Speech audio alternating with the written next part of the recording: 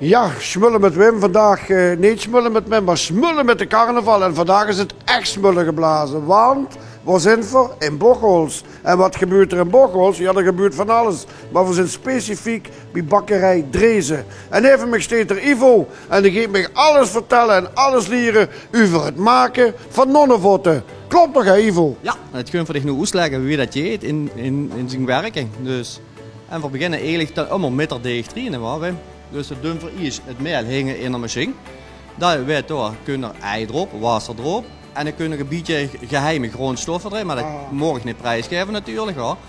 En dan werd dat deeg gedraaid. En dan, wanneer dat deeg klaar is, dan kunt dat deeg op de douche liggen. Dan werden er bollen van gemaakt. En dan moet dat even rusten. En dan werd er deeg in de machine hingen geperst samen. Dan komen er kleine bolletjes vandaan. En van die bolletjes kun je strikken maken, wie voor het hij zeggen. Oftewel de nonnenvoet. Nou ja, ik ben er klaar voor. Ik heb het handwerk metgebracht, dus laten we maar gaan strikken. Dan gun voor het oes proberen. Als doe het ook in de hanghaas en in de vingertjes. Gaat het met breinaald of zo? Nee, dat gaat niet met brei. Gewoon met de hang, hoor. Met de hang. Gewoon. Oké. Oh, gewoon ouderwets met de handen. Beetje druk zetten. Moest je het heller doen? Ja, het weet dat je. Dan gaan we voor de strik maken. Pak ze hem op. Met links pak ze, met links pak ze rechts. Ja. Dan pak ze met rechts links. Deze dan zo eroverheen. En dan haal ze hem.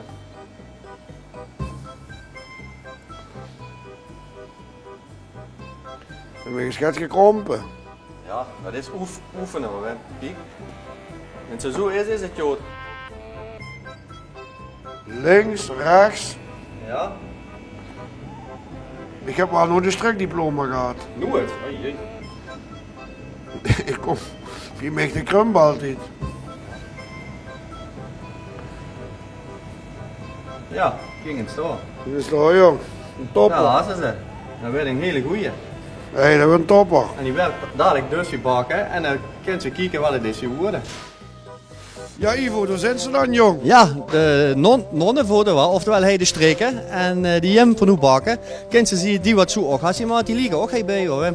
Dus de jem van hoe kijken of die ook lekker schön bakken. Dus dit is allemaal in de rijskast gebeurd? Het is al in de rijskast gegaan en dan hadden ze een dikke hoorstondje staan en dan gingen ze even naar buiten. Dan moet een huidje opkomen op die strikken dat ze echt schön kunnen bakken. Vertel niet te veel. Nee, vertellen niet te veel, maar dat is gewoon een beetje door basis, zeg maar.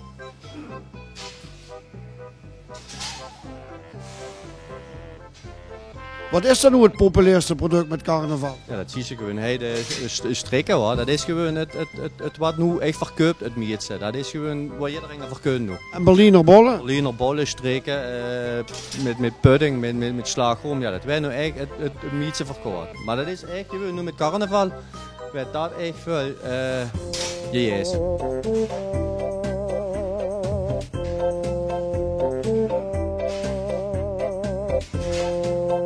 Eigen product. En we gaan eens even proberen.